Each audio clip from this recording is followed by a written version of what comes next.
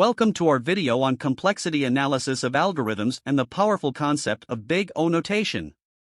In this video, we will unravel the mysteries of algorithmic complexity and understand how big O notation helps us analyze and compare the efficiency of algorithms. So, let's embark on this fascinating journey. Have you ever wondered what makes some algorithms lightning fast while others seem to crawl? The answer lies in the complexity of the algorithms used.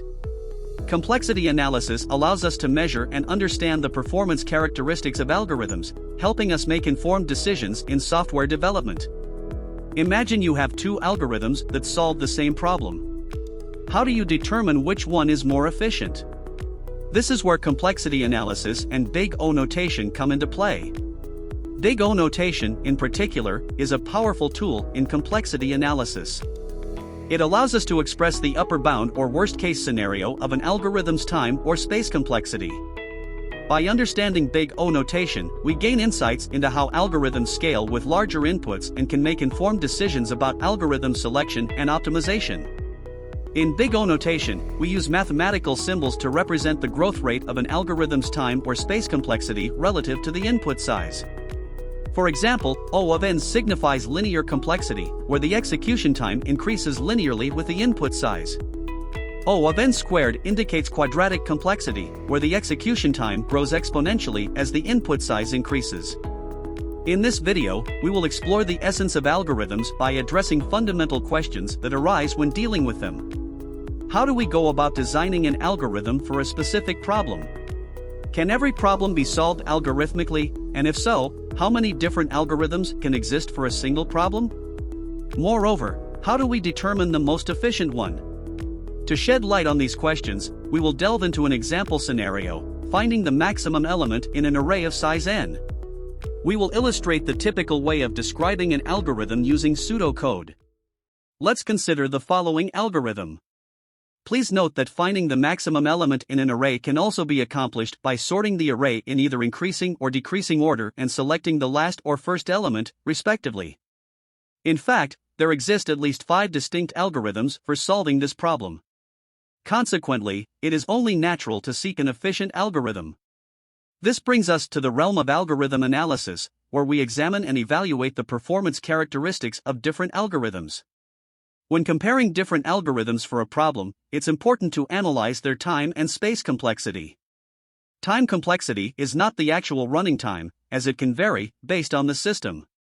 Instead, it focuses on the number of times each statement is executed, reflecting the algorithm's efficiency.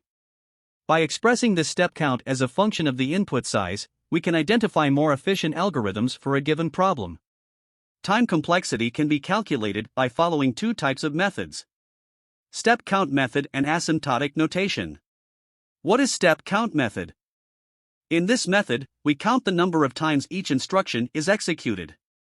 Based on that, we will calculate the time complexity. Below are step counts for common operations. Conditional statements such as if-else, switch, 1 step count. Variable declarations or initializations, 1 step count. Return statements, 1 step count. Loop statements, also known as iterative statements, are executed 1 or more times depending on a specified condition. In a typical for statement where the variable I goes from 0 to n-1, the loop will actually be executed n+1 times, not just n times as might be expected. This is because the loop will execute for the first n times when the condition is satisfied, and then once more when the condition fails to be satisfied, causing the loop to terminate. So, the step count for this loop is actually n+1. Let's briefly look at a few examples of step count calculations. 1. Sum of elements in an array. The initialization of the sum variable requires only 1 step. As previously explained, the for loop from 1 to n has a step count of n+1. The incrementing of the sum variable, which occurs n times, has a step count of n. Finally, the return statement adds 1 step. Therefore, the total step count amounts to 2n plus 3. 2. Fibonacci series. The if statement that checks the base condition requires 1 step count. The initialization of variables f1 and f2 each requires 1 step count. The for loop from 2 to n has a step count of n. Each of the 3 assignment operations within the loop takes a total of n-1 step counts, as they are executed whenever the loop condition is satisfied. Finally, the output statement adds one step count. As a result, the total step count adds up to 4n plus 1. Please note that if the value of n is less than or equal to 1, the step count will be 2. Otherwise, the step count will be 4n plus 1. 3. Recursive sum of elements in an array. It should be noted that the step count in each recursive call consists of two components. One count is added for making a recursive call with an input size of n-1, and another count is added when the recursion reaches its base case. If we denote the step count for an array of size n as t of n, the step count for the given algorithm can be expressed as follows. For n greater than 0, t of n equals 3 plus t of n minus 1. One count for the if statement, two counts at the return statement, and one count for the recursive call. For n less than or equal to 0, t of n equals 2. By solving the above equation, we find that t of n equals 3n plus 2. Now, let's dive into the second method of calculating the time and space complexity. Asymptotic notation. When dealing with large algorithms, calculating the exact step count can be a time-consuming task. To simplify the analysis, it is common to upper bound the time complexity instead. The order of growth or rate of growth of an algorithm provides a straightforward way to characterize its efficiency by identifying the most significant term in the step count.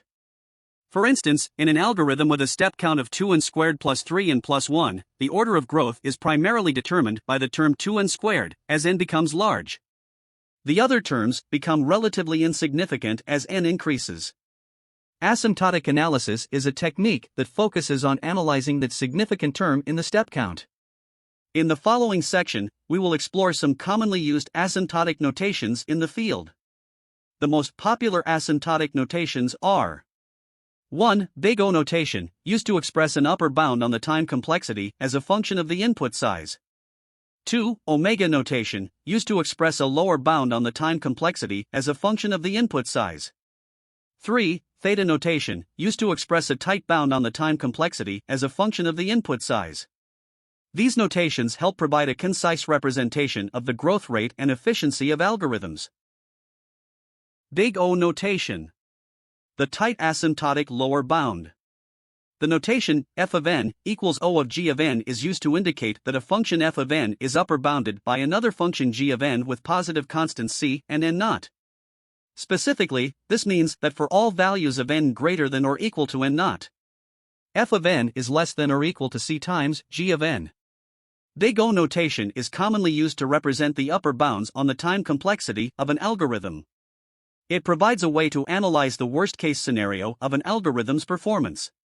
Here are some examples showcasing the application of Big O notation. 1. Let's consider f of n equals 3n plus 2.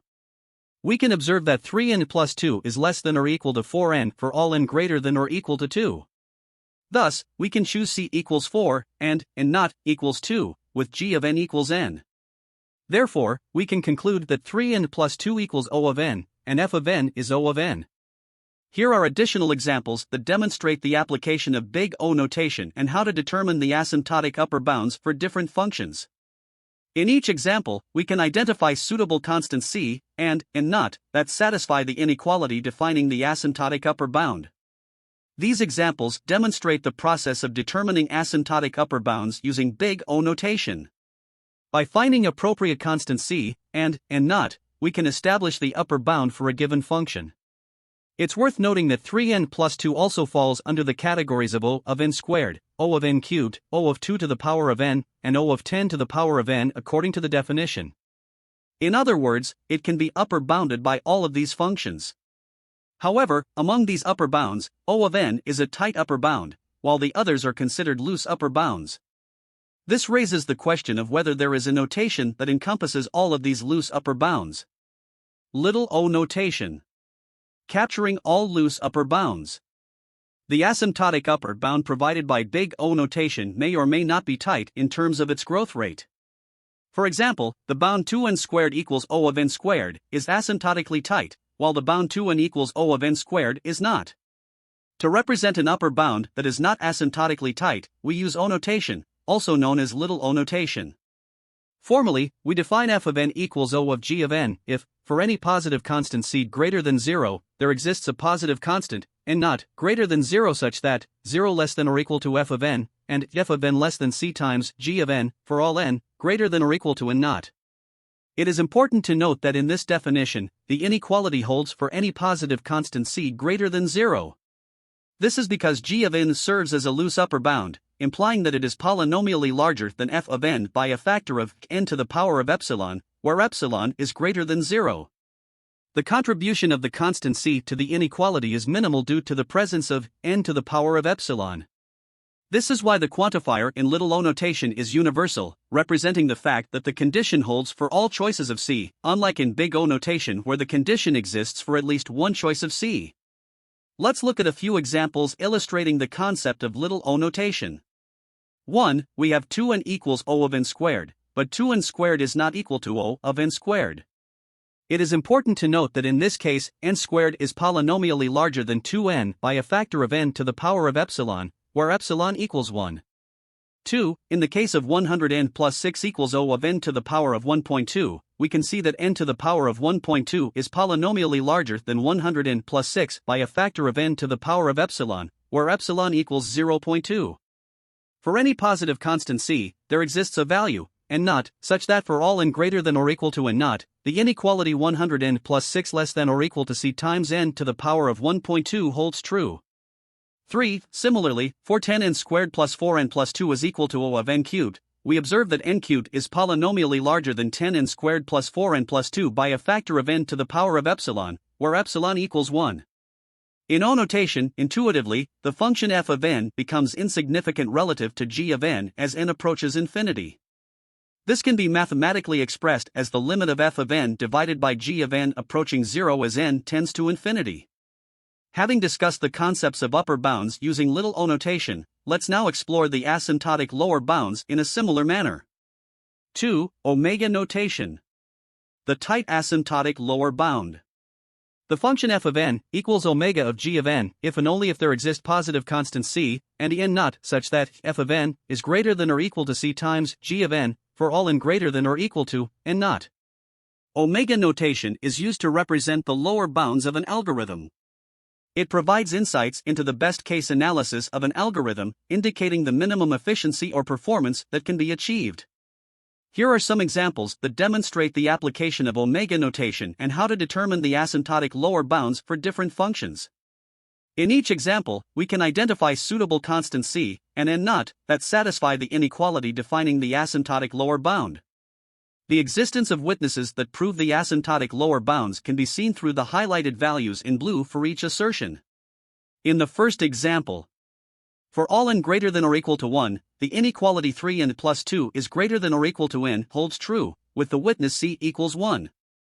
For the second example, the inequality 10n squared plus 4n plus 2 is greater than or equal to n squared holds true for all n greater than or equal to 1, with the witness c equals 1.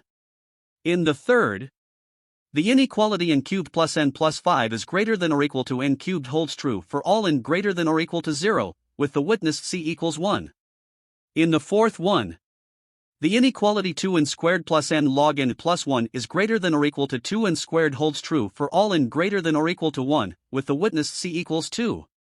In each case, the highlighted values provide evidence that supports the lower bounds of the respective functions. Little omega notation. Capturing all loose lower bounds. Little omega is used to represent a lower bound that is not asymptotically tight. We define f of n equals little omega of g of n as a condition where, for any positive constant c greater than 0, there exists a positive constant n naught greater than 0 such that 0 is less than or equal to c times g of n, and it is strictly less than f of n for all n greater than or equal to n naught. Here are some examples showcasing the application of little omega notation. When considering n squared equals little omega of n, we observe that n squared is greater than n, indicating that it grows significantly faster. However, n squared is not greater than itself, n squared. For the expression 3n plus 2 equals omega of log of n, we can see that 3n plus 2 grows much faster than the logarithmic function log of n. In the case of 10n cubed plus 4n plus 2 equals omega of n squared, the function 10n cubed plus 4n plus 2 grows significantly faster than n squared. Similarly, 5n to the power of 6 plus 7n plus 9 equals omega of n cubed means that 5n to the power of 6 plus 7n plus 9 grows significantly faster than n cubed. In each of these examples, the relation f of n equals little omega of g of n implies that as n approaches infinity, the ratio of f of n to g of n tends to infinity if the limit exists. This indicates that f of n becomes increasingly larger relative to g of n as n becomes larger. 3. Theta notation. The asymptotic tight bound. The function f of n equals theta of g of n holds if there are positive constants c1, c2, and n naught, such that c1 times g of n is less than or equal to f of n and f of n is less than or equal to c2 times g of n, for all n greater than or equal to n naught. Theta notation is employed to represent tight bounds in an algorithm, meaning that g of n acts as both a lower and an upper bound for f of n. It is worth noting that f of n equals theta of g of n, if and only if f of n equals omega of g of n, and f of n equals big O of g of n. Here are some examples that illustrate theta notation. In the first example, for all n greater than or equal to 10 to the power of 10, we have 3n is less than or equal to 3n plus 10 to the power of 10, which is less than or equal to 4n. Thus, 3n plus 10 to the power of 10 equals theta of n. Note that the first inequality captures 3n plus 10 to the power of 10 equals omega of n, and the later one captures 3n plus 10 to the power of 10 equals big O of n.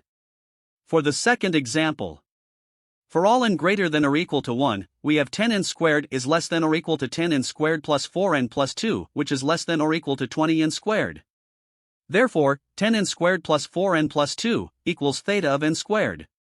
For the third one, for all n greater than or equal to 1, we have 6 times 2 to the power of n is less than or equal to 6 times 2 to the power of n plus n squared, which is less than or equal to 12 times 2 to the power of n. Hence, 6 times 2 to the power of n plus n squared equals theta of 2 to the power of n. In the fourth one, for all n greater than or equal to 2, we have 2n squared is less than or equal to 2n squared plus n log n, plus 1, which is less than or equal to 5n squared. Therefore, 2n squared plus n log n plus 1 equals theta of n squared. In the last example, for all n greater than or equal to 2, we have n times square root n is less than or equal to n times square root n plus n log n plus 2, which is less than or equal to 5n times square root n. Thus, n times square root n plus n log n plus 2 equals theta of n times square root n. In conclusion, we have explored the 5 different types of asymptotic notations utilized in determining the time and space complexity of algorithms. Thank you for joining us on this captivating exploration of complexity analysis of algorithms and the significance of big O notation. We hope this video has provided you with a solid foundation to analyze and compare the efficiency of algorithms. Remember, by mastering complexity analysis and big O notation, you'll unlock the potential to create highly optimized and scalable software. By understanding asymptotic analysis, you'll gain valuable insights as a software developer. You'll be able to identify performance bottlenecks in your code, optimize critical sections, and select the most efficient algorithms for your applications. It's all about finding the sweet spot between functionality and efficiency. Thanks for watching. If you liked this video, please hit the like button and subscribe to this channel to get more related content.